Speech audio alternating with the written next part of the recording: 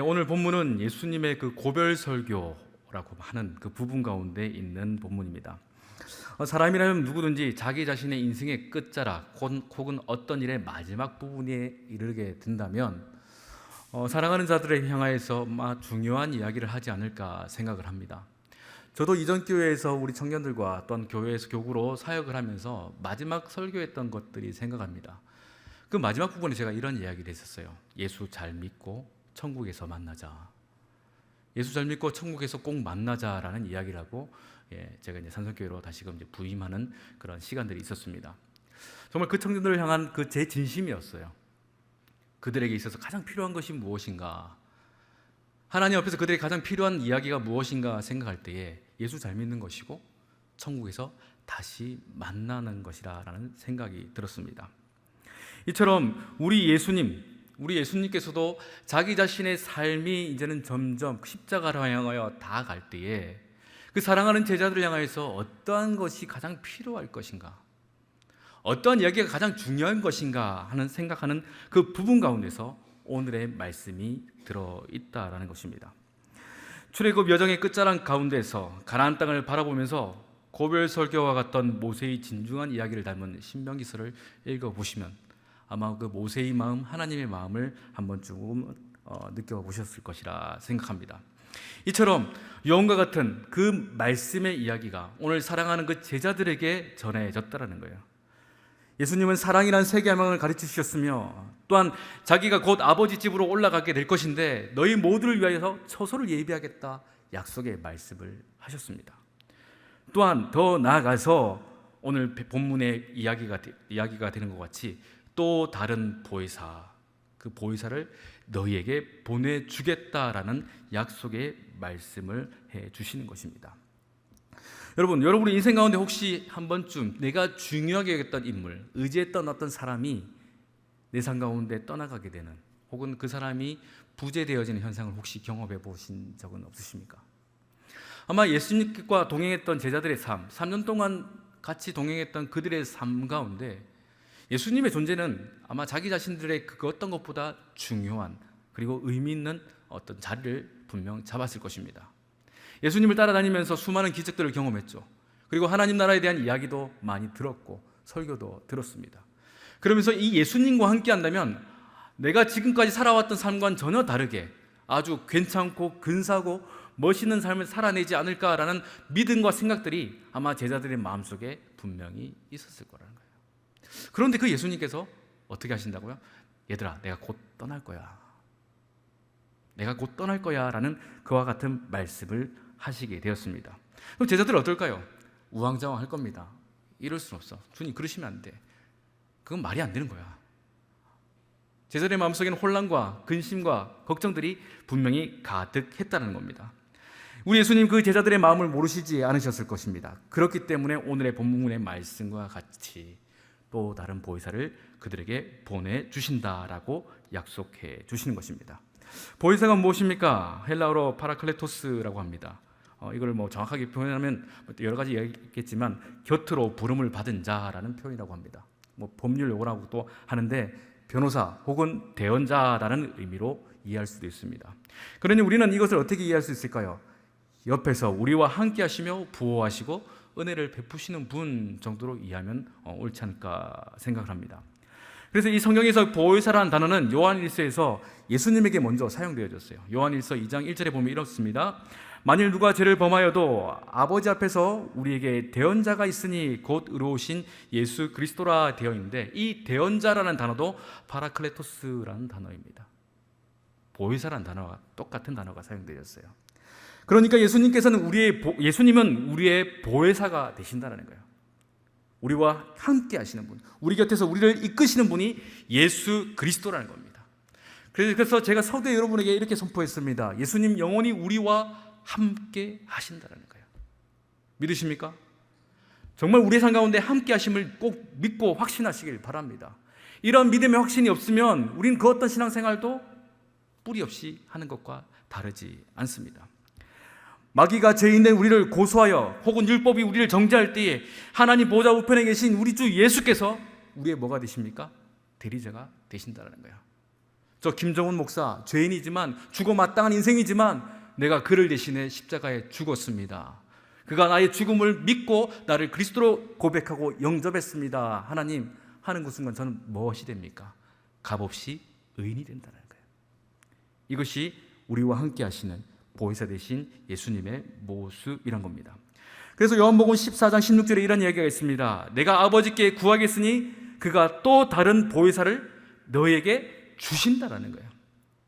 자, 보혜사 대신 예수님께서 기도하고 구하는데 자기도 보혜사지만 또 다른 보혜사를 구하여 우리에게 주신다라고 말씀하고 계십니다. 그가 누구겠습니까?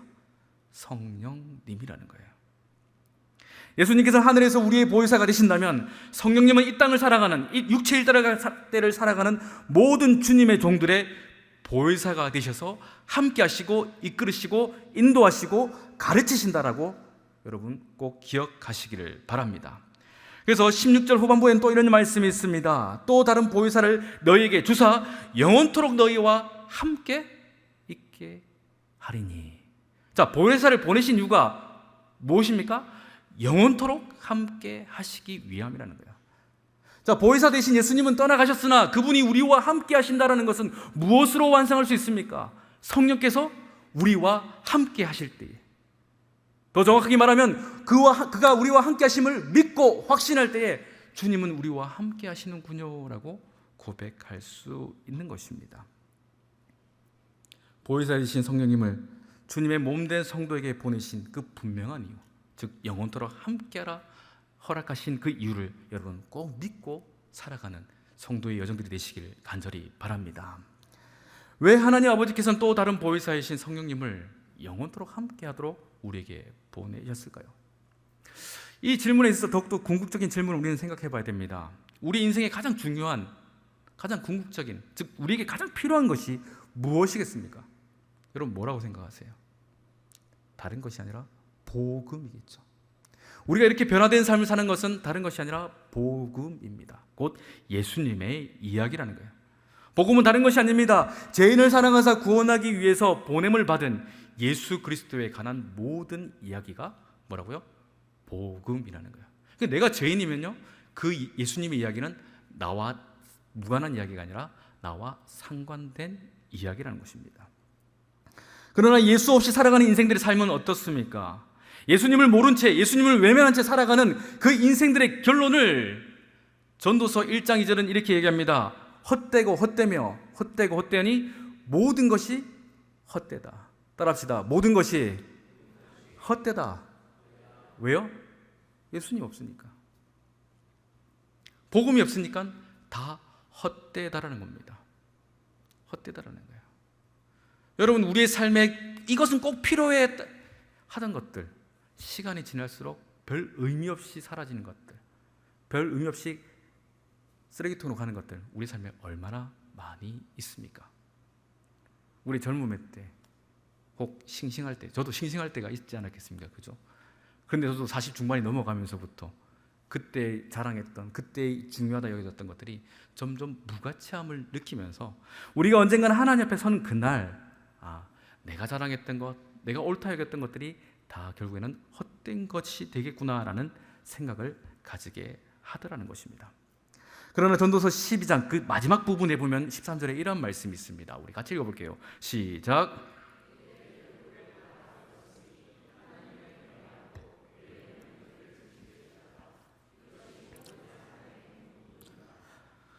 헛된 세상 속에서 결국 우리 인간된 본분이 무엇이라 얘기합니까?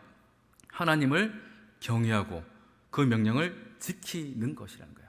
즉 복음의 역사는 다른 것이 아니라 우리 인간의 본분이 회복되는 겁니다.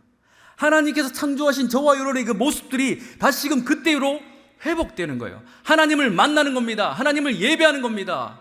하나님과 영원토록 교제하는 그 모습으로 나아가는 것이 복음의 목적이고 역사라는 거예요. 오늘 이 시간 저와 여러분들이 하나님을 예배할 수 있는 것, 우리 찬양팀과 함께 같이 손을 들고 찬양할 수 있는 것은 무엇입니까? 우리의 인간된 본질, 즉 창조의 목적에 돌아가는 것, 회복되는 것이라 할 수 있어요. 이것을 모르는 사람들은 무엇합니까? 불타는 금요일이라 해서 어디서 바닥에 불 나도록 비비고 있겠죠. 그것이 자기 자신의 인생의 목적이냐, 그것이 즐거움이냐 살아가지만 그 시간이 지나면 또 허무함 속에서 다른 하루를 시작해야 한다는 거예요. 그러나 저와 여러분은 어떻습니까? 하나님께서 우리와 함께 하심으로 성령을 우리에게 보내주심으로 복음의 역사로 말미암아 우리는 그 인간된 본분을 회복하여 살아가게 되더라는 것입니다. 우리는 하나님을 예배하는 자들입니다. 하나님을 경외하는 자들이며 또한 그 약속을 믿고 순종하는 자들이라고 확신할 수 있다는 겁니다. 믿으시면 아멘 합시다. 우리는요, 그와 같은 삶을 살아가도록 성령께서 우리 가운데 오셨다라는 거예요. 그러니 또 다른 보혜사이신 성령께서 우리에게 오실 때는 우리 삶 가운데 세상의 약속, 자랑, 만족, 정욕을 이제는 떠나가도록, 혹은 그곳에서 우리를 끌어내사 이제는 예수 그리스도가 성취해 놓은 그 승리의 자리로 이끌어 가신다는 것을 기억하시기를 바랍니다. 그러니 우리가 예수를 믿는 이유, 성령으로 충만해야 될 이유는 다른 것이 아니라 내 만족, 내 자랑, 내 계획이 아니라 누구의 계획이요? 하나님의 계획, 곧 예수 그리스도의 승리의 자리로 나아가게 하기 위함이라는 겁니다. 그러니 또 다른 보혜사이신 성령님으로 말미암아 구원받은 우리 모두는 하나님께서 기대하시는 모습으로 그 역할들이 무엇인가를 깨달으면서 오늘을 살고 내일을 계획할 수 있어야 한다는 것입니다. 그래서 오늘 본문 26절은 이렇게 얘기합니다. 보혜사 곧 아버지께서 내 이름으로 보내신 성령 그가 너에게 모든 것을 가르치고 내가 너에게 말한 모든 것을 생각나게 하신다라고 우리에게 말하고 있어요. 성령님의 가르침을 받는 믿음의 종들 되시기를 바랍니다. 성령님의 이끄심을 받는 믿음의 종들 되시기를 바랍니다. 우리가 그것이 없다면요, 우리는 그리스도인이라 할 수 없어요. 모양은 그렇지만 이끄심이 없이 우리 멋대로, 우리 고집대로 살아가게 되는 연약한 존재라는 거예요. 그렇지 않습니까? 여러분, 한 주간 어땠습니까? 성령님 없이, 말씀 없이 살아간다 생각해 보세요. 우리가 어떤 모습으로 살아갈까? 저도 가끔 제가 목사인 걸 잊어버릴 때가 있거든요. 운전하다 보면 뒤에서 누가 빵 할 때 울그락불그락 하면서, 그죠? 저만 그런 줄 알았더니 많이들 그러시더라고요. 그것뿐이겠습니까? 내 마음속에 불합리하다 생각되는 것들을 참지 못하는, 혹은 잘못된 것에 있어서 분노하는, 붕괴하는 그런 연약한 모습들이 우리의 모습이라는 거예요. 매 주일 강단에서 선포되어지는 그 말씀이 우리 가운데 있지 않고 읽을 때마다 느껴지는 그 성령의 감동이 우리 가운데 있지 않다면 저와 여러분은 교회는 다를지언정 저 세상 사람과 크게 다르지 않을 수도 있다는 겁니다. 그러니 오늘 이 시간 우리는요, 하나님의 가르침을 받아야 됩니다. 즉 성령님의 말씀이 우리 가운데 들려질 때 그것을 깨닫고 순종하기로 애쓰는 그런 믿음의 종들을 되기를 우리는 애쓰고 힘써야 한다는 것입니다. 우리 전반기 때 우리가 대신방을 하셨습니다. 각 동산마다 우리 목사님들께 신방도 하셨고 저도 하셨어요. 그러다 어느 한 가정에 가서 이제 신방을 하게 되었습니다. 그리고 기도 제목을 여쭤봤습니다. 그랬더니 기도 제목이 이겁니다. 무조건 목사님 성령 충만요. 너무 간결했었습니다. 그런데 제 마음속에, 그리고 우리 같은 신방대원들이 놀라면서도 기뻤었습니다. 다른 것이 아니라 무엇이라고요? 성령 충만요. 그러면서 하시는 말들이 이렇습니다. 성령님의 인도하심이 없이는 안 되더라는 거예요. 성령님의 이끄심이 아니고서는 그리스도인으로 살아가기가 쉽지 않다라는 것이 그의 말 가운데 느껴졌었습니다. 그렇죠. 성령의 이끄심이 아니고선, 성령으로 충만하지 않고서는 저와 여러분들을 그리스도인으로 살아가기에 참 불편하고 어렵다는 겁니다. 생각만큼 잘 되지 않는다라는 거예요. 그러니 저와 여러분의 소망과 바람은 방금 제가 고백했던 이야기와 같이, 우리 집사님의 고백과 같이 성령 충만이 되어져야 한다는 겁니다. 더 나아가서 우리가 성령으로 충만할 때에, 성령의 충만함 속에 살아갈 때 우리에게 갈망, 우리의 바람이 무엇이겠습니까? 다른 것이 아니에요. 예수 그리스도라는 겁니다. 성령으로 충만할 때 우리는 다른 어떤 욕구가 아니라 예수님을 더 알고 싶고, 예수님에 대해서 더 생각하고 싶고, 그분이 과연 나에게 무엇을 요구하실까에 대한 궁금증이 솟아나기 시작한다는 겁니다. 그래서 말씀을 읽기 시작합니다. 설교를 듣습니다. 그리고 들었던 그 말씀을 가지고, 은혜 받았던 말씀을 가지고 무엇할까요? 하나님 이루어 주세요라고 기도한다는 겁니다. 오늘 이 시간 저와 여러분이 이 자리에 나와 있는 것은 내 만족과 내 강구가 아니라 하나님의 선하신 뜻이 이루어지기 위해 모인 것인 줄 믿습니다. 나는 설령 이것을 구한다 하여도 하나님, 주님께서 원하시는 더 좋은 것이 있죠. 그거 알려주세요. 그것이 이루어지게 해주세요. 라고 우리는 기도하는 것 맞는 줄 믿습니다. 그래서 우리의 기도 제목은요, 이 자리에 들어올 때보다 나갈 때 더 업그레이드 돼서 더 거룩해져서 나가야 한다는 거예요.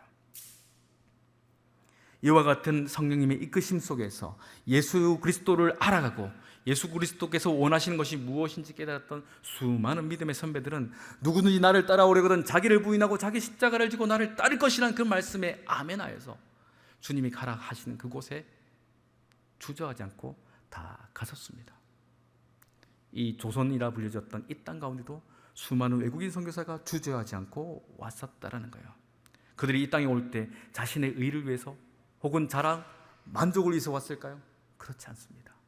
하나님의 그 뜻, 예수님이 원하시는 그것에 순종하기 위해서 그들이 이곳을 향하여 왔다라는 거예요.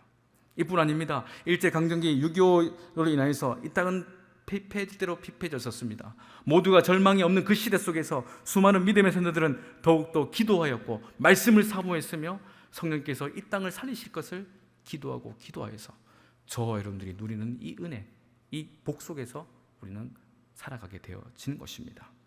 이것이 예수 그리스도를 쫓는, 예수 그리스도께서 무엇을 원하시는지를 깨닫는 성령의 사람들, 즉 또 다른 보혜사의 그 음성에 귀 기울인 자들의 역사라는 것을 꼭 기억하시기를 바랍니다. 그러니 우리는요, 성령 하나님의 그 충만함 속에서 살아가야 돼요. 근데 성령 하나님께서 충만치 않는다면, 즉 반대로 보혜사 성령께서 우리 삶 가운데 결핍으로 나타난다면 이것은 걷잡을 수 없는 신앙적 위기가 되어진다는 것입니다. 여러분, 비타민 A가 부족하면 어떻습니까? 밤에 잘 안 보이죠, 그죠? 비타민 D가 부족하면, 계속 제가 문제를 내볼게요. 근육이 약해진다고 합니다. 자, 철분이 없으면 어떻게 됩니까? 이건 아시죠? 예, 그래요. 또 마그네슘이 없으면, 중요한 건 이것도 있어야 되고 저것도 있어야 되고 저것도 있어야 된다는 거예요. 결핍이 되는 그 순간 병이 된다는 거예요. 마찬가지로 성령의 충만함이 우리 가운데 있지 않는다면 그것은요, 심각한 영적인 문제로 나아가게 된다는 겁니다. 그러니 우리는 오늘 이 시간 내 삶 가운데, 내 심령 가운데 성령의 결핍은 있지 않는가를 살펴봐야 한다는 거예요.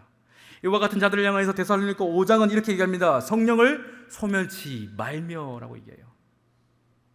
누군가는 성령을 소멸하는 자들이 있다는 겁니다. 성령님께서 소멸한다고 소멸되실 분은 아닌데도 성령님을 소멸하려고, 없어지게 하려고, 무시하려고 하는 자들이 성도들 가운데, 특별히 데살로니가 교회 성도들 가운데 있었던 것 같습니다. 혹시 우리 가운데는 그런 분이 있지는 않는가요? 내 신앙의 삶 가운데, 자리 가운데 성령님 이 정도는 그냥 좀 눈 감아 주세요 라면서 외면하에 우리가 있지는 않았었습니까? 오늘 이 시간 우리는 성령님의 이끄심, 충만하심 속에 들어가야 합니다. 그분은 우리를 성령의 전이다라고 말씀하셨습니다. 이것은 곧 우리와 성령님의 관계가 어때야 될지, 또 다른 보혜사이신 그분과 우리가 어떠한 관계 속에서 살아가야 하는지를 분명히 말씀해 주는 부분이라고 할 수 있을 것입니다. 그러니 우리가 성령님의 긴밀한 관계 속에서 성령님의 가르침, 인도하심을 따르는 삶, 이것은 구원받은 성도들의 마땅한 모습이요 내용이라고 할 수 있는 것입니다. 그러니 아버지께서 보내신 보혜사, 또 다른 보혜사신 성령으로 충만하시기를 바랍니다. 계속 생각해 봤어요. 성령의 충만이 뭘까? 성령의 충만이 뭘까? 그러다 어느 뜻 예전에 우리 물놀이 할 때 보면 폭포나 계곡에서 그 다이빙 같은 거 해보신 적 있으시죠? 저도 어릴 적에 막 그렇게 하고 놀았었는데 거기서 이렇게 푹 들어갈 때에, 한없이 들어갈 때에 그 충만함 속에 내가 들어가는 단 느낌, 즉 내 삶 가운데 부어지는 것이 아니라 그 성령님의 충만함 속에 우리가 들어가는 것, 말씀의 충만 가운데 들어가는 것, 이것이 충만이지 않을까라는 생각을 해요. 여러분, 바라기는 우리 기도회 가운데, 우리 산성의 모든 예배 가운데 이런 성령의 충만함이 있기를 바랍니다. 그리고 그와 같은 충만함을 여러분 소망하시고 그 충만한 자리 가운데 여러분들이 적극적으로 참여하시기를 간곡히 권면합니다. 여러분, 그 충만한 자리 가운데 들어가셔야 한다는 거예요. 사도행전은 성령의 충만한 이야기로 가득 차 있습니다. 성도들이, 제자들이 성령의 충만함으로 말미암아 그들은 무엇했습니까? 예수 그리스도에 관한 이야기, 즉 하나님의 말씀을 더욱더 담대히 전하더라는 거예요.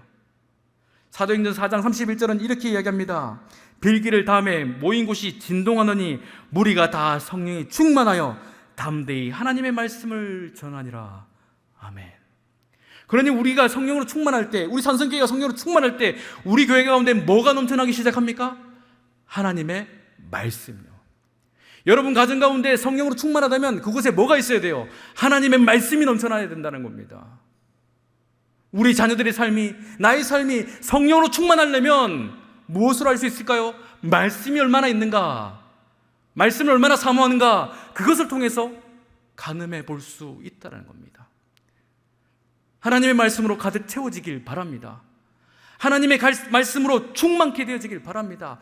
꾹꾹 눌러 담아도 더욱더 담겨져서 누가 봐도 성령 충만한 삶이야, 누가 봐도 성령의 이끌림을 당하는 삶이야 라는 그런 칭찬이 있기를 주의 이름으로 축원합니다.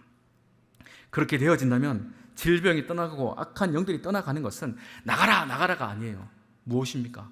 우리 안에 말씀이 넘쳐날 때, 말씀이 확신되어질 때 우리의 그 믿음을 보고 악한 권세들은 떠나가게 되어진다는 겁니다. 떠나가라고 불철주야 믿음 없이 기도해 보십시오. 떠나가는가? 여러분 귀신 쫓아내 보신 적 있으세요? 저도 손 얹고 기도해 본 적이 있거든요. 무섭습니다. 눈 돌아가거든요, 그 사람들. 그런데 예수의 이름으로 할 때 믿음 없으면 어떻게 할까요? 김정훈 넌 안 돼, 그럴 거예요. 믿음 없으면. 여러분 뭐 그럴 수도 있어요.